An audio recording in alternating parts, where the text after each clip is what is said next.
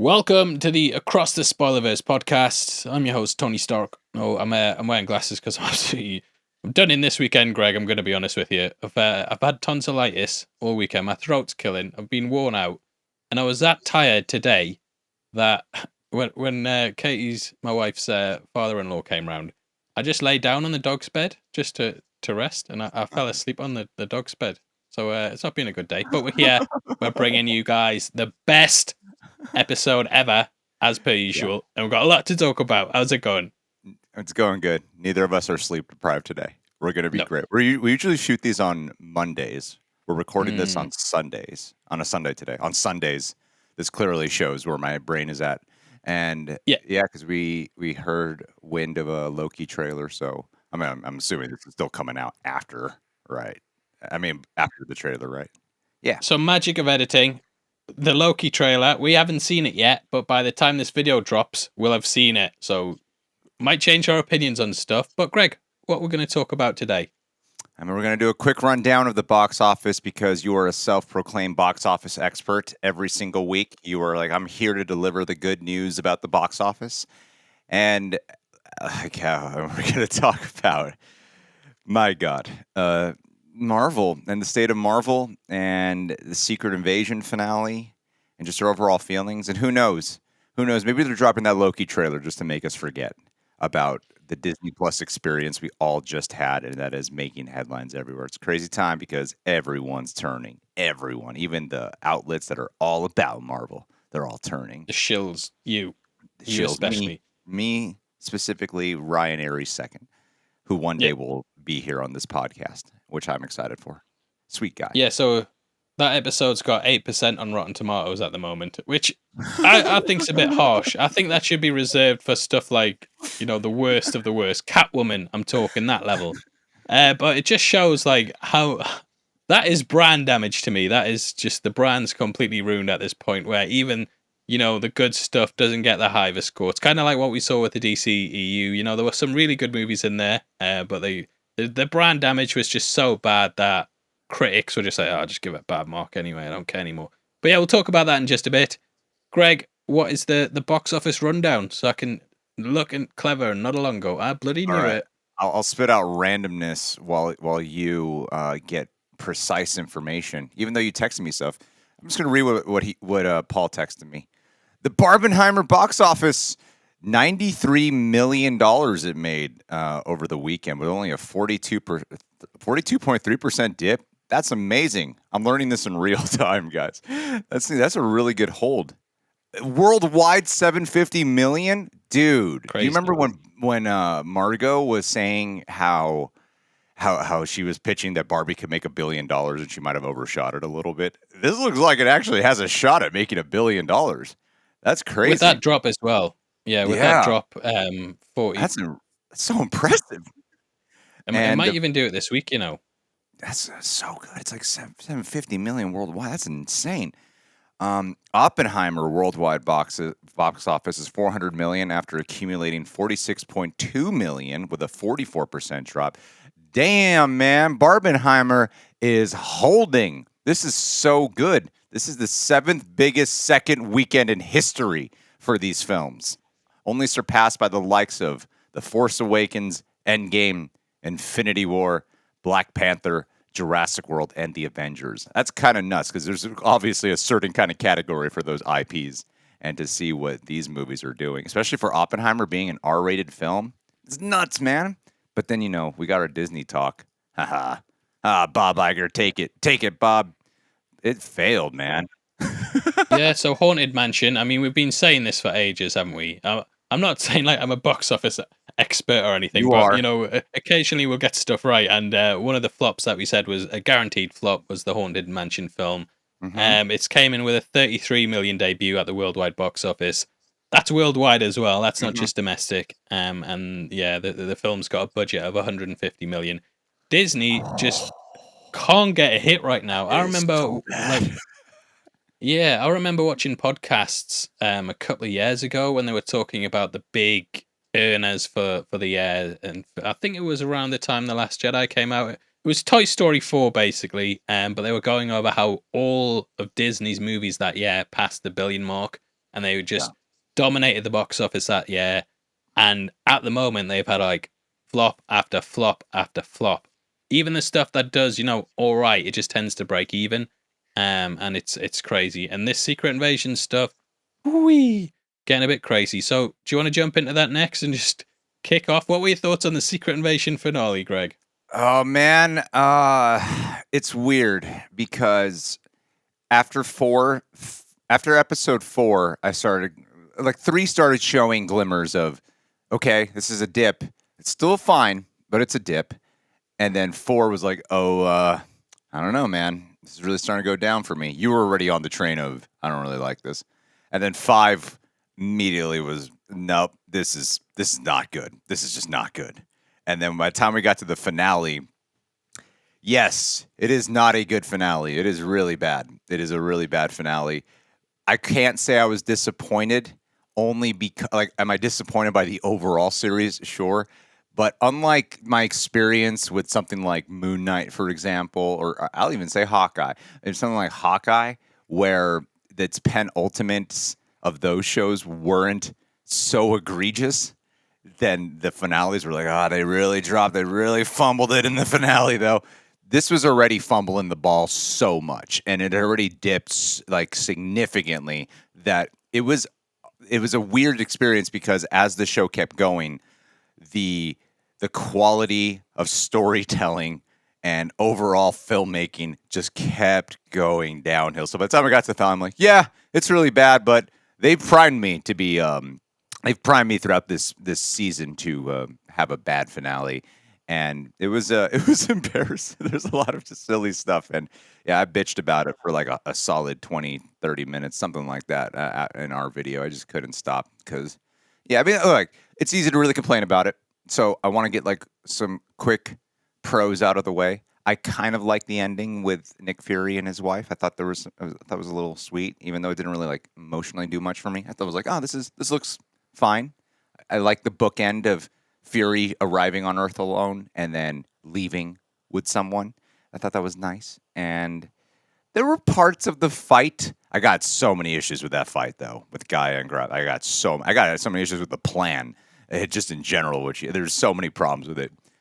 But the visuals have looked worse in a Marvel Disney Plus show before, so I'll be like, yeah, it wasn't as bad as it normally has looked. There were times where the visuals were kind of all right and kind of looked cool, but the fight context itself and then what they did with Gaia was, wow, overkill. What did you think, buddy? Yeah. So I'm kind of used to it at this point.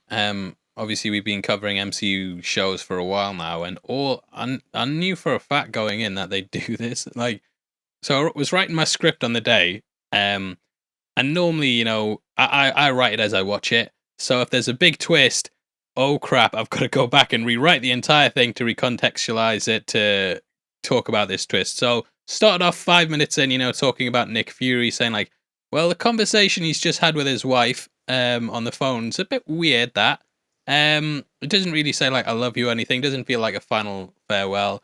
And then I just realized like as he was coughing, I was thinking, well, he's dead if he goes into a reactor like this.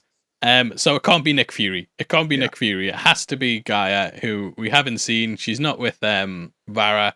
So I just thought, oh, I'm gonna rewrite that sentence back there. And then yeah, when we got to that point, I was like, yep, clearly Gaia.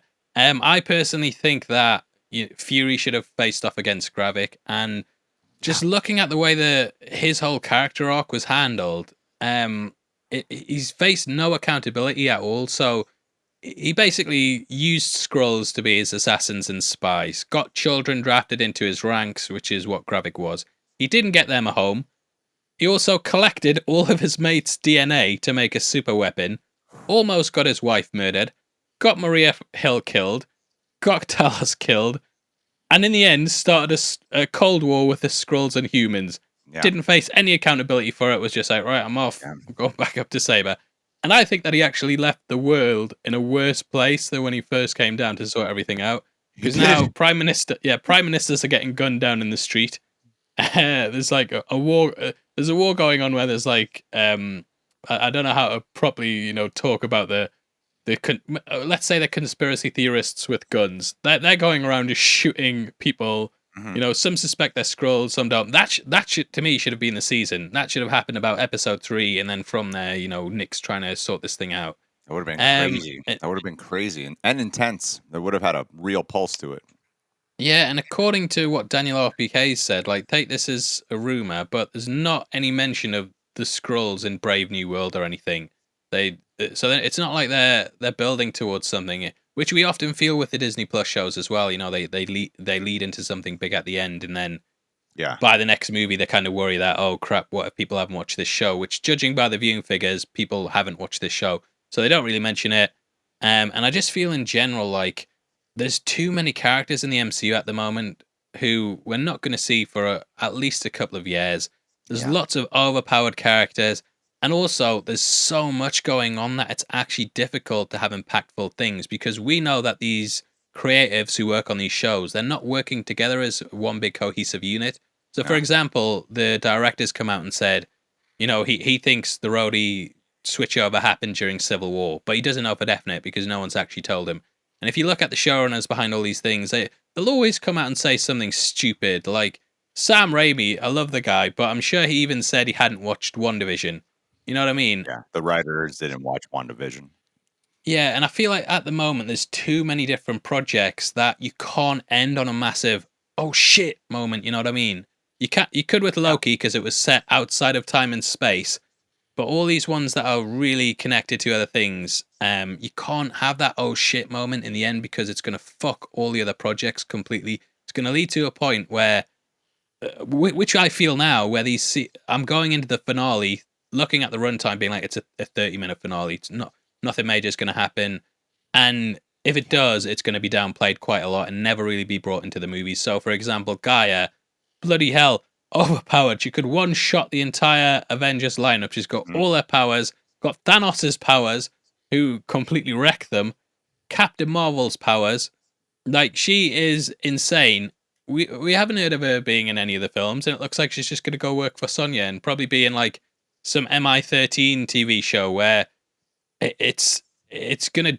I feel it's gonna damage the brand because once you take the stakes away, it and you sort of lose the impact of these shows, because we are hitting that point where people just aren't watching them anymore. I think it's really going to hurt the brand. I think they have destroyed the brand of Marvel as a whole, and I think we're seeing that in the fact that all of Secret Invasion's episodes have been reviewed as rotten. People just aren't, you know, vibing with it that much. The viewing figures are down. A Samuel L. Jackson led Secret Invasion TV show. That's crazy. To me, Phase 4 should have been Secret Invasion. So you come out of Endgame. It's a big end of the phase. You start Far From Home. Big twist at the end. Nick Fury and Maria Hill have been Skrulls the entire time. Now that was quite an interesting thing, and though they immediately cut to like Nick Fury lounging about on Saber, I think had they done things the other way and just not had that scene, you know, left a bit of Yeah. intrigue, like what the hell's going on. Mhm. Phase 4, you can have every single film sort of setting things up, you know, have Rhodey appearing in movies and acting a bit suspicious. You're like, what's going on with Rhodey? Even Falcon and the Winter Soldier, which he appeared in, there's nothing there to give it away. And I feel like they're they retconned this Rhodey twist because there was no way that any of the previous projects that they were like, yeah, Rhodey's a Skrull during this. No way. This was a last minute thing Yeah. that they've tried to retcon and retroactively push into these older films. And if you go back and watch them, don't hold up, mate. They don't. They don't. I think. I mean, I did a video talking about specifically why I think that twist is so stupid. If that is the reveal that Rhodey has been. I mean, the thing that people don't even factor in with the Rhodey, the Scrody in the Secret Invasion show itself is that even makes that portrayal worse of what that character is depicted like, of this scroll having literally no emotional attachment or association to humanity after freaking dealing with the blip and then helping to repair 50% of everything in the world, like to have none of that and to even have the hive mind connection or whatever that's called when they're neurally linked up. I really thought that Secret Invasion could do something very interesting and this was something that didn't even dawn on me till the finale when we got to the Rhodey moment, where we could see what the conflict must be like for a scroll when they are taking on the memories. They're taking on their state of mind and everything. There has to be some type of dichotomy for them. And especially for a show that was claiming to be about dichotomy, it really doesn't do it with its characters. So, and even like Scrody never bothering to, like, when he's going around the hospital with a gun, scared of Nick Fury. I'm watching this going, doesn't Scrody have the War Machine suit? Can't he access this suit at some point? He's just so reliant on his pistol and other political games that it to me the Scrody just becomes dumber than on all accounts if that's the case. And yeah, I don't like the idea that if he has been, there are like some clues, sure, like people go to the hospital again, but it's also the fact that he's limping and shit. And so I understand that there can be some clues. I don't fully believe that to be the case. If it is, I think it completely undercuts so much of Rhodey's journey. Because this is kind of going back to what you were talking about at the very beginning here, which is about how a lot of times these filmmakers, they come out and are like, oh, we don't actually know this, we don't know that, we didn't watch WandaVision, yada yada yada. And I think the problem is that they do have so many projects, and Marvel, they are huge on secrecy, obviously, but they're too big on secrecy within its own company, within its own, cast and crew, specifically the crew. Like, if you're going to be doing all these stories that are reactionary to prior projects that are coming out that are all tethered to each other, you need to have everyone on the same whiteboard connecting the dots, so that way they can all properly tell the story they need to tell, because the secrecy is just way too high to the point where a lot of times the consequences aren't even felt anymore by the time you get to the ending of things. I was joking about how, as you were saying, where they'll set this thing up, because especially phase 4 is a big example of it. And now we're in phase 5, where they'll introduce a big plot point that should affect the world, and then it just doesn't carry over. Like with the hand in Internals, that's a one example of it. And I'm even under the impression that even though this show sets up the marvels of what Nick Fury is planning on doing, I really don't think it's going to factor in that much. By the time we actually get to the Marvels, I just don't have the faith anymore that they're going to really. When you're looking at the trailer for the Marvels, they're dealing with a completely, like, a much bigger thing on their hands right now, a much bigger cosmic thing, and a completely separate plot. That they don't have time to do the resolution of what Nick Fury is aiming to do when he sets off at the end of Secret Invasion. There's just no way they're going to have time to do that. And if they do, it's probably going to be just another rushed MCU movie at that point. So I think they need to get all their ducks in order so that way they can get shit done. There's so much to complain about with this show, man. I mean, I wanted to ask you about your thoughts on this, because one thing that really bothered me, there's so much to talk about, was when you do the President Ritson moment and he is saying, we're gonna hunt down all the Skrulls, we're gonna kill all of them. What was so frustrating to me about that was I feel like there was this massive gap where they didn't show us. Was there a moment where Nick Fury and Olivia Colman had a discussion saying, hey, President Ritson, the reason you're alive is because a Skrull named Talos, he's the one who saved your ass. The whole point of Talos dying was for this just cause, so that way there could be, like, they completely dropped the grayness of it. I can totally see a way where, yeah, President Ritson would still land on that, but it just seems like Talos' death completely goes to waste in that moment because this show doesn't acknowledge it. There's no after effect of it. Maria Hill's death also feels wasted too.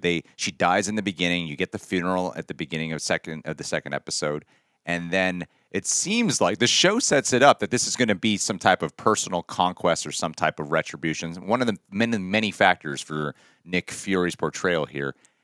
And it's never really a thought, other than the few times where Nick Fury goes, I didn't do that. I didn't kill her.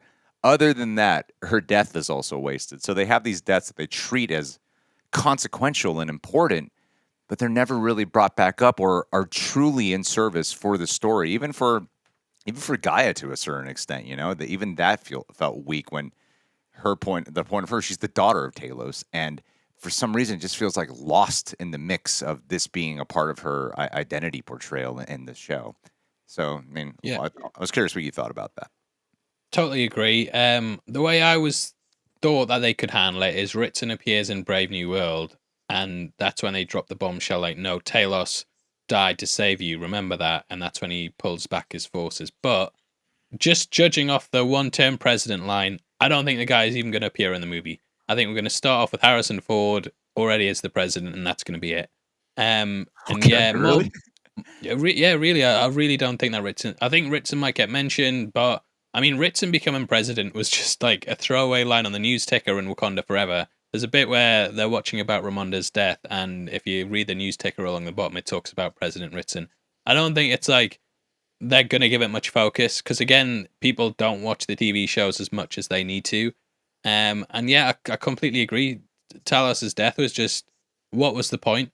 I was talking to Ryan Airy at the end of episode 5, and when Nyx rings up and he's like, "Let's do this" to someone, and he was thinking that that was going to be Maria Hill and that she'd been hiding in the background the entire time, helping Nick to manipulate things, but completely pointless. Obviously, just talking to Gravik, just trying to hype things up, or talking to Nick. We'd never find that out. And I think one of the big missed opportunities in the show is that we never have like a crazy oh crap they're a scroll reveal. You know what I mean? I was comparing it in my review to something like The Thing, which is a similar sort of movie setup wise where you've got lots of where you've got different characters and there's a shapeshifter among them that can Mhm. steal someone's memories and look exactly like that person.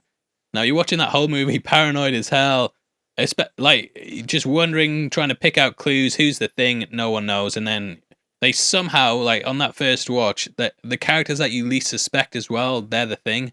And I feel like there wasn't that big reveal moment. There wasn't a crazy turn out someone was a scroll. We knew from the off after the Everett Ross thing that pretty much everyone who was going to be a scroll, and that was due to the lack of cast. Obviously, if you have Secret Invasion, is basically like your Avengers. Some of them are scrolls, some of them on. You're gonna have to really pay attention to stuff. When you've got one Avenger in the entire cast, it's obvious who the Skrull is. And when it's Rhodey, like this is something people have been saying for years. Like Rhodey's going to be the Skrull in Secret Invasion. So that just really stripped things away. I think the way the show should have ended was that Sonya should have revealed herself to be a Skrull. And I think that would have been like, oh crap. And that's how she knew all the intel. She knew about the Skrulls in the first place, and so on. That's obviously like me putting my own opinion on stuff. That it's not what we got. But I think just an extra reveal, even like President Ritson at the end reveals himself to be a Skrull or something, and he's doing this all for his own political games to draw attention away from him. Just something extra to really make you feel like paranoid and like, oh, we didn't know it the entire time. And I feel like I was always ahead of this show. Even the twist with Gaia at the reactor, I was like, yeah, it's Gaia. That was so Don't bother obvious. rewriting the script. Yeah, it's so I mean, once they head into a reactor and start coughing and drop the pills, I'm like, well, there's loads of shots from the trailer we haven't seen of Nick looking great Yeah. in his classic uniform, so it's obviously gonna be like that. Well, Marvel they completely undercut it, right? With Marvels, Yeah, they completely it removes all stakes when you're fully aware. Well, Nick Fury's going to be in the Marvels. They've been reminding us about that, so he's going to be fine. yeah. It's they did it with them before Endgame released as well. They released the Far From Home trailer, Mhm. and it was that obvious that people were like, well, maybe this is set in between. This is set before Infinity War because at the start of Infinity War, they're coming back on a bus from a school trip, and people are doing like mental gymnastics to just excuse stupid marketing that spoils the movie. And just looking at everything, I feel like the MCU has lost its clout now.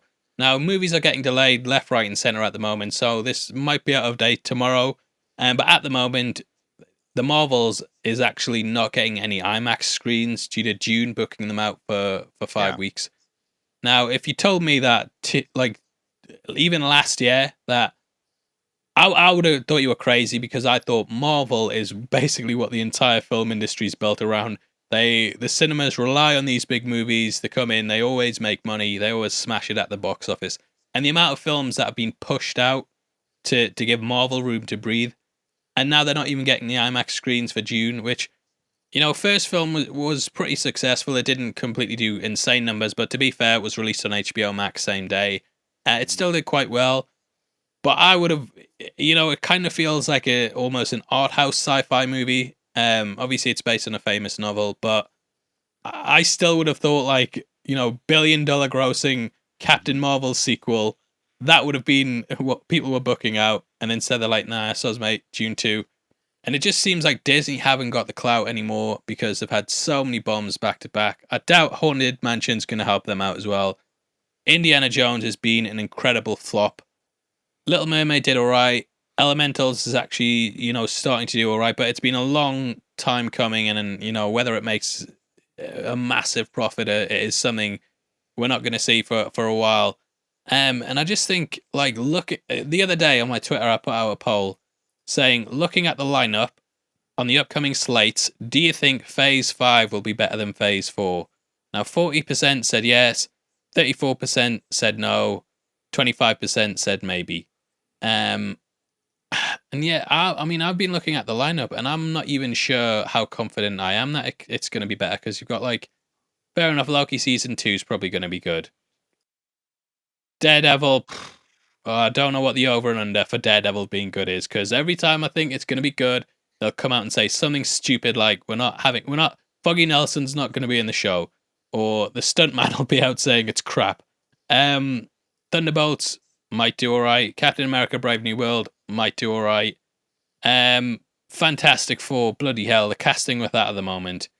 Geez, obviously the strikes, delaying that being announced, but it, I really don't know. I mean, I'm not fully confident about Loki season 2, if I'm being frank with you. I love Loki. A lot of people will say that's probably the best one of the Yeah, shows. Um, but the director, whatever her name was, do you remember her name? I forget her name is. She left the show due to yeah, creative true. differences, and then they brought in the people who did Moon Knight to direct the show now. And to me, when you see her, how she talks about her experience with Loki season 1, it just sort of reminds me of when Scott Derrickson, did Doctor Strange, and then he was supposed to do Multiverse of Madness, and then because there was things like, no, we got to implement this, we got to do this, we got to do this. It took over so much of the creative behind it that the director jumped ship. That's the same impression. I mean, I like you and I both like Multiverse of Madness, but we can still acknowledge its messiness. We like it as a Sam Raimi movie. We Yeah, like Sam yeah, Raimi movies, and it's I yeah, can totally see why your general MCU fan is just like, what the hell is this? And it's yeah. like turning. And I like the directors of Moon Knight, but there's just knowing that fact did get me concerned about what they're going to do. That it's probably going to be a movie that's really, this is our chance to truly set up the multiverse, and that was a huge show because that was a Disney Plus show. As much as the shows don't matter as much, um, WandaVision and Loki seem to really matter, especially Loki. Loki seemed like a very important one. Even the talk of Ant-Man after the post-credit scene was the clip from Loki. So, I think it's actually an important one that people pay attention to. But even like early on, they were showing that stuff didn't really matter because they had Ralph Boner as the big reveal. There was Mhm. so much potential they had with that too, and I know we've been moaning about Ralph Boner for years. But there was so much potential with that to launch the X-Men from it or do something where, because we all thought like, oh, it's going to open up the multiverse at the end of this movie, and it's Evan Peters is going to be revealed to be from another dimension or something.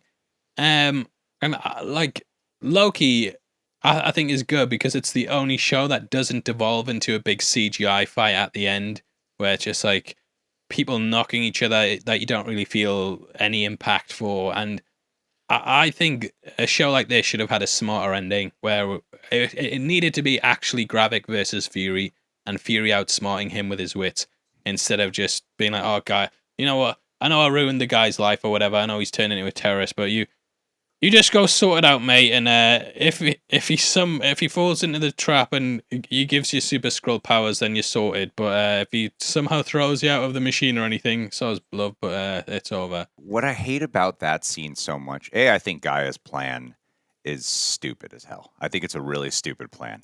I'm gonna hand over the harvest, and I gotta really hope that we're both gonna be in this like accelerator machine. That way we both get the powers, and then I'm gonna go off the chances that we can use these powers, and I can use my powers and beat him. Like this is a Like, stupid how do plan. you even know you can use them? Like, how do you even know? I hate that trope. I generally in a fight scene, I hate that trope of there's no figuring out of how to use any of these. What is the classic scene in like Superman movies or something when he's figuring Learning out how his to powers? use it. They Even go crazy. Yeah, the powers even go Captain crazy. So, America, like when he's running in the first movie, when he's all buffed up, he's like, "Whoa, I can yeah, run," and that's just running. So the fact that she knows how to be like sleep, I know how to use my mantis power. I thought it was so dumb. My bigger issue with that is who's what's the character arc here with Gaia and Fury? Because you know, Fury when he's talking with Gravik in the accelerator, he's lamenting so much, and he's even talking about, what my thought was when I started getting dusted away. He's explaining what is, I'm like, I finally let go of all this stuff. Well, I'm like, well, this isn't Nick Fury's arc because Gaia is the one saying all this shit, and am I supposed to take it like Gaia is speaking through the voice of Nick Fury, or she now understands his perspective? So that's her character arc. How does Gaia know all of this? Because they clearly didn't talk about any of this shit, and she's not mind connected to him. She's just putting on the skin. So how does she know all this? Unless there was another off-screen conversation and like you make sure to go through all this when we're talking with Graphic or some shit. So I'm like, whose character arc is happening in this moment right now? And yeah, I think it's really weak stuff. I think the shows and everything got so focused on the endpoints, man, and they handle their.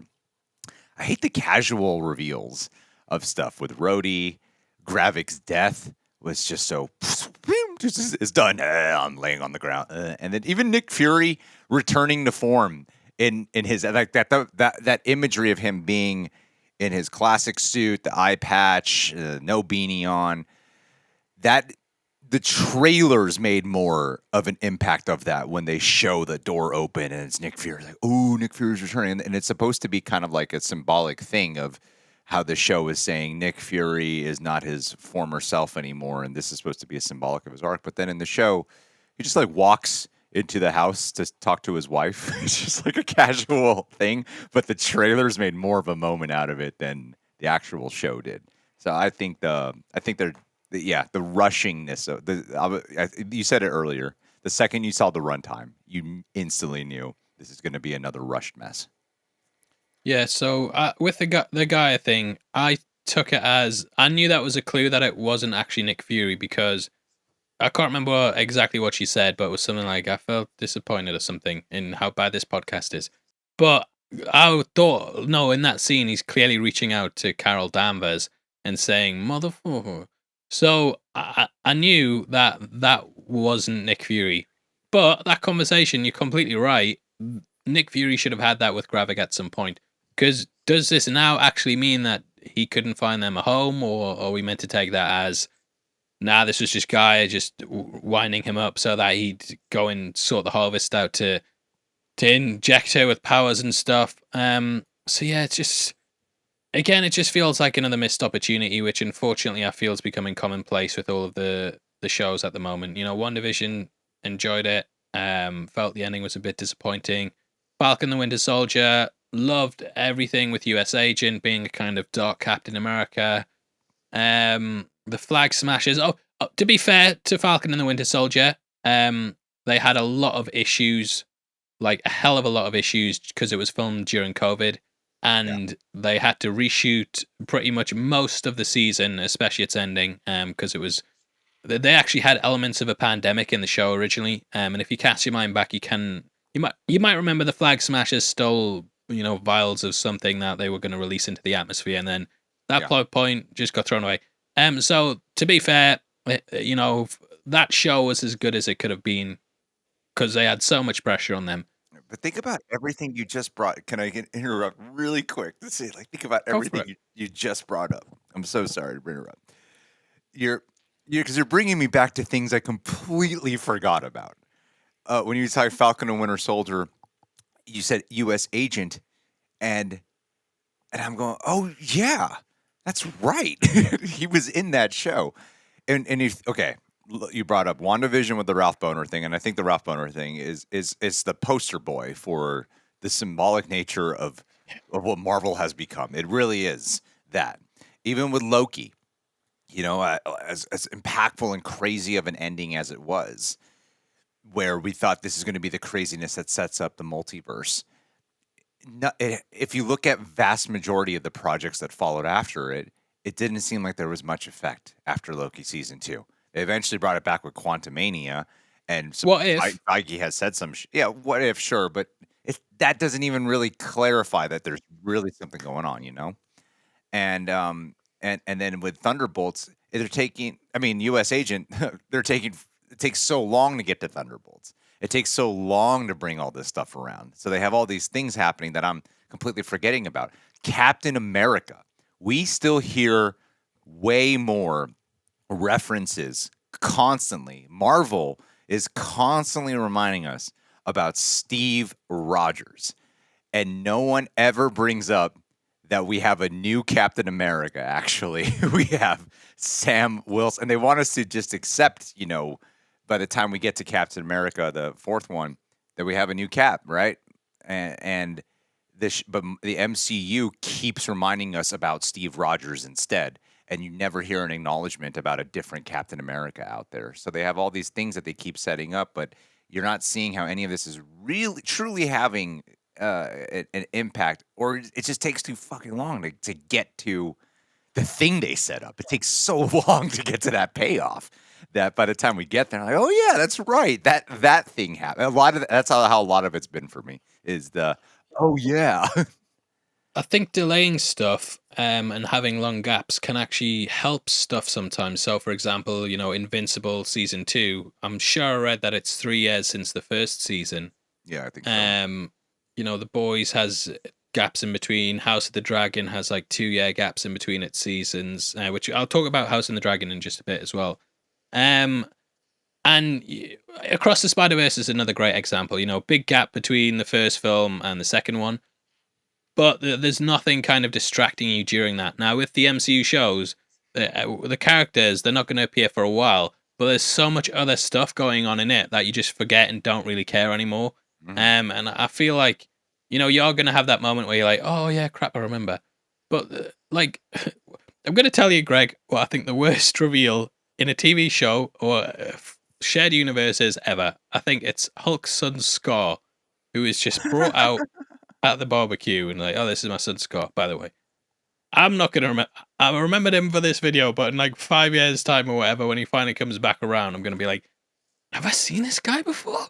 Be like, oh yeah, he was in She-Hulk. He was in Really? He was in She-Hulk? I don't remember what episode was that.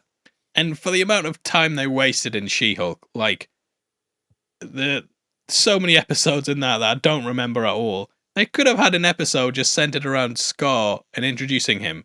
You know what I mean? And it's just like these last minute things where it's like, oh, we'll figure it out down the line. Just drop it in because we're planning on doing some of this, but we're not actually developing them now. But yeah, just drop it in.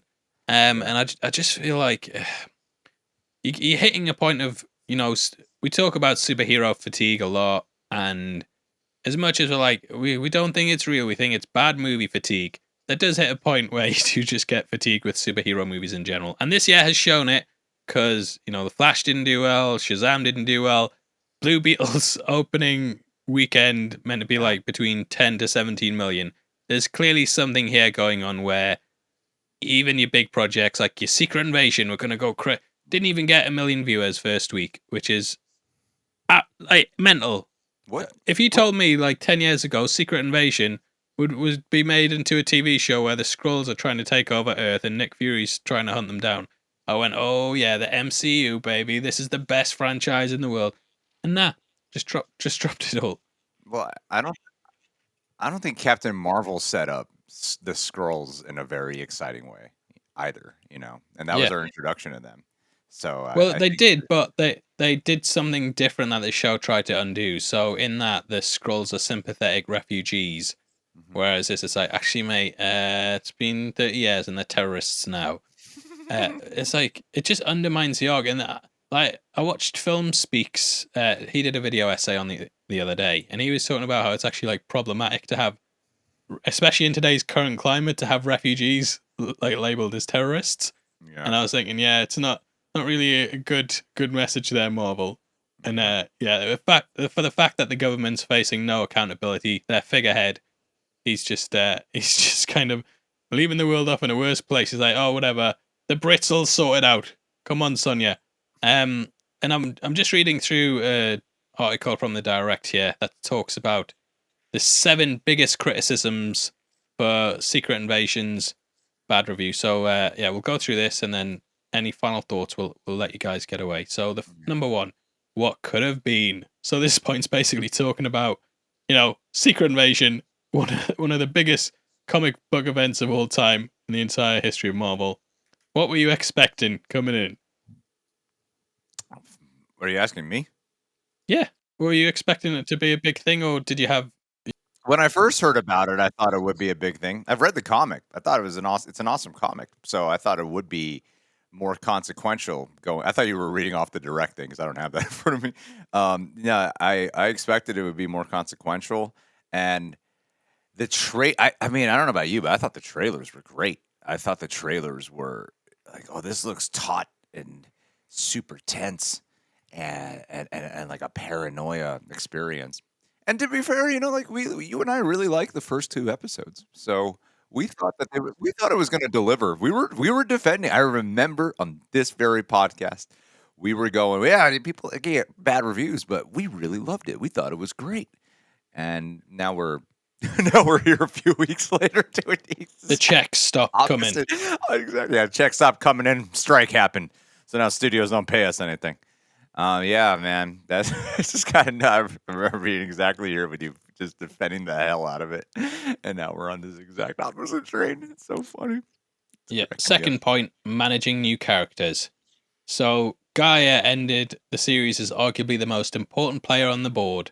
Yeah, But she's not really put forward as an important character throughout most of the season. There's also, yeah, they're just talking about basically all the side characters like Sonya Falsworth, Vara, how, they're brought in, but they're not really given like massive. I suppose Gaia is, because she's the most important person in the Marvel universe now. dude, But she doesn't earn that shit, man. She doesn't earn it. No, no, no. It's hard for anyone to earn that, but especially her getting like that overpowered. It's no character. There's no catharsis to it. There's no real payoff in it, and it honestly feels like it just kind of comes out of nowhere. You know? no, completely agree. Now, why I wanted to actually read this article out on the podcast, is because this next point, which I never thought about before, but they're talking about death bait. So it's basically like your episode ends on a big death or a cliffhanger to get you to come back next week. So Maria Hill died episode 1. Scroll Fury wife reveal episode 2.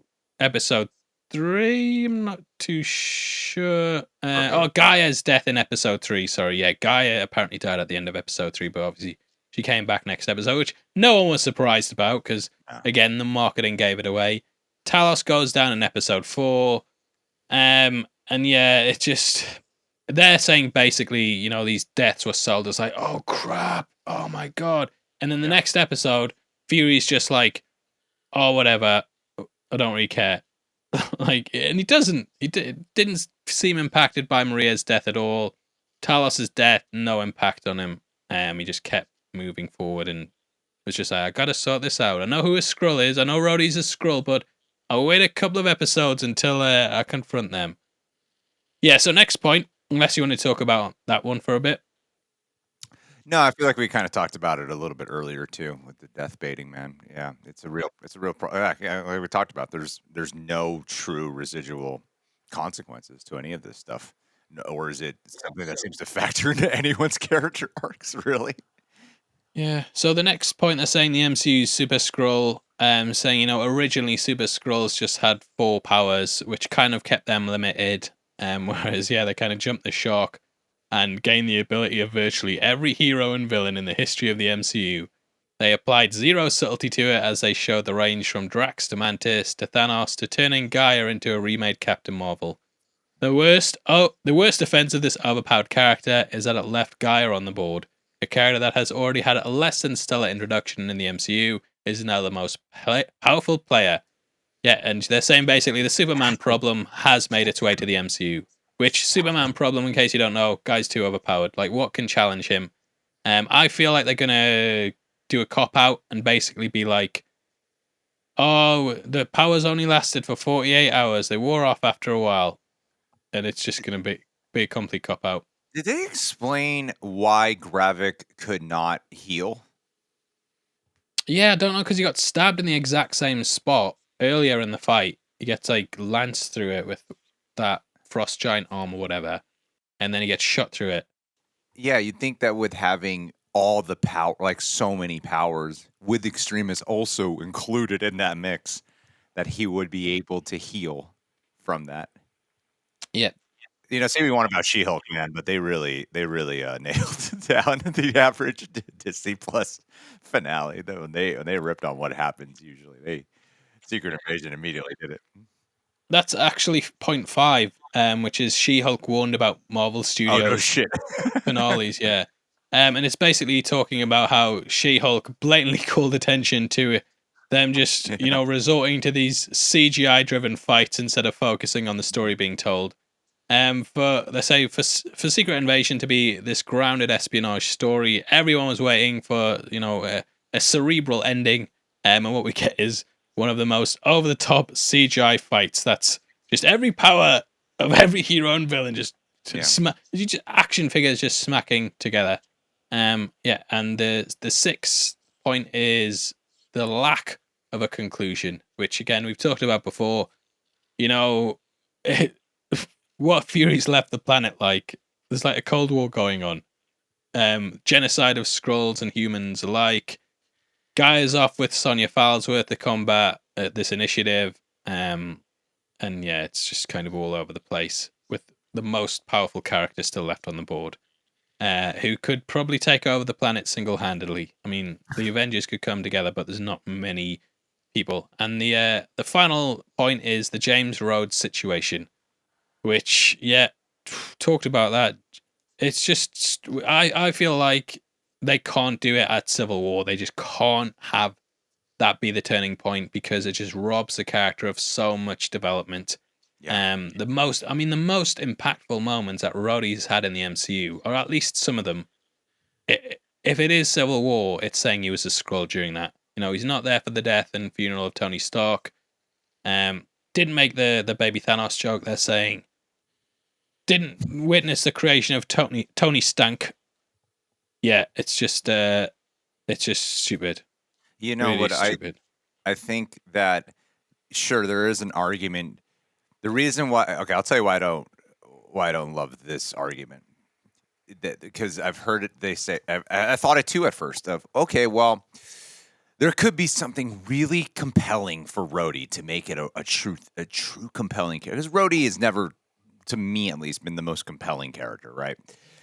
And I think Armor Wars was the idea that here we could really start doing it. Like Don Cheadle's always been very charismatic and he's great support, but I have never really been like that's a compelling character. He's one of my favorites, and it seems like Armor Wars could be the thing to set him up for that. And let's say it was Civil War, and when it all started, and this is where it allows him to come to all these realizations and the place that I belong, and he wasn't around for Tony's death, and arguably he's the one who might need to take up sort of the Iron Man imagery now because he's War Machine, and then also, but as much as I think there's room for potential for something to make really rich out of that character, I highly doubt my belief in the what they allow for their writers because of how the studio rushes everything now and doesn't really inform their writers, and the fact that they want to make Armor Wars, they're making Armor Wars a movie now instead of a show. I don't feel like the movie would give the proper treatment they would need for Rhodey to deal with the resolve on all these things that he missed out on and the experiences of grief. Like there's so much the guy would have to process and deal with that the movie would probably just brush past a lot of it or rush through a lot of it without giving real service to it. And the reason I say that is because of how the MCU has been lately, that I highly doubt they would be able to do it justice. Yeah. So I really hope that something feels like they were testing the waters to see what the response is. I don't know if you get that impression. We're going to intentionally say we're not going to intentionally, tell you guys exactly when this took place, but we're going to want to see the response, even though we have laced some clues that it could be right after the events of Civil War, due to the fact that he can't walk and all that jazz. So it could be that, but there's also the argument that it could have just been right after Endgame. Yeah, I think it could have been after that. I think that makes the most sense. I think that does, because Gravik hadn't turned against Fury at that point, so there'd be no reason for him to be abducting people and swapping them out with Skrulls. Also, looking at the timeline, Greg, Civil War set in 2016, Secret Invasion set in 2025.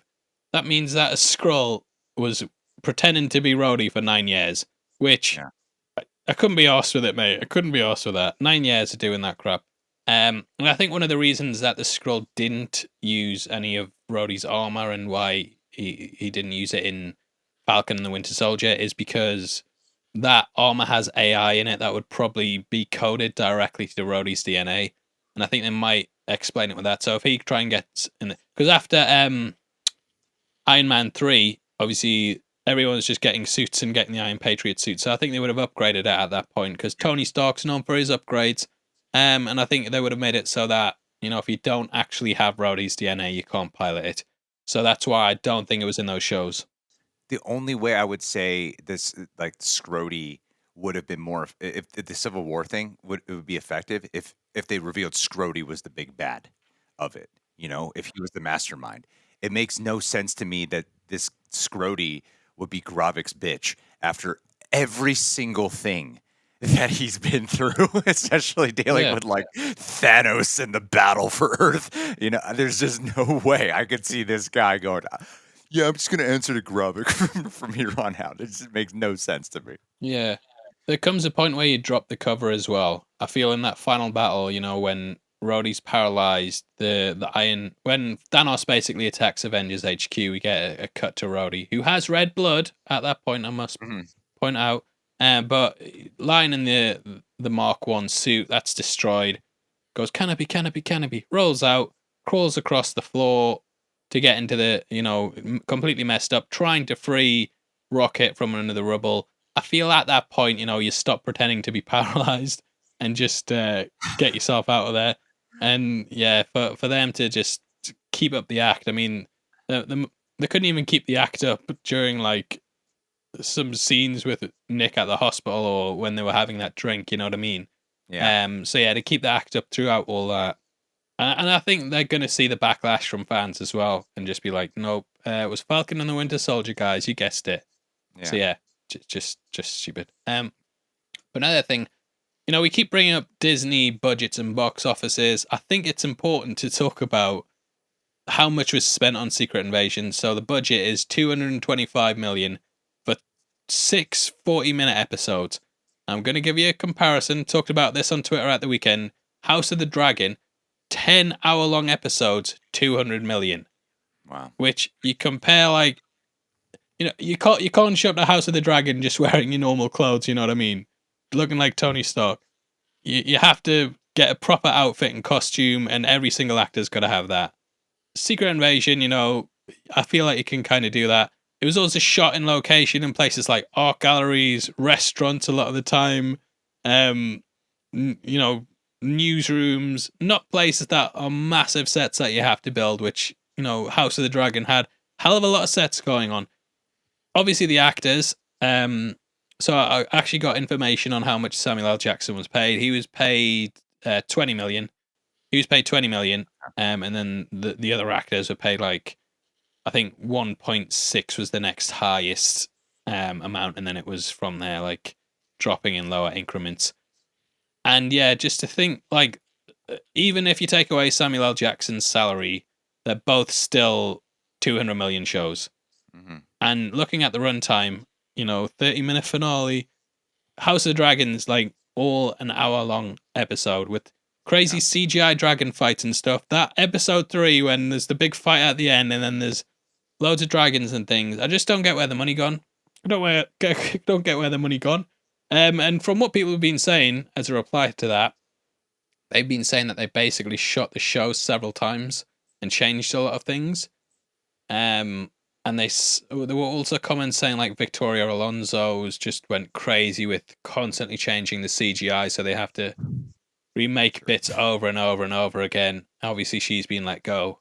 Whether it's true or not, we don't know. But yeah, like how do you even justify a budget for this of that when you compare it to prestige HBO television that, it doesn't have a massive cast in it, but it's still got some big names that are part of it.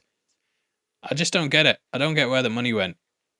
That's been the conversation in Marvel, man. Is what's happening with Laundering. because it doesn't show on screen. We all know the stories about the VFX artists being, whipped around and but not giving enough time. They're constantly changing stuff. So wherever that money is going, a lot of it doesn't truly get a shine on screen because of the constant reworking that they're doing.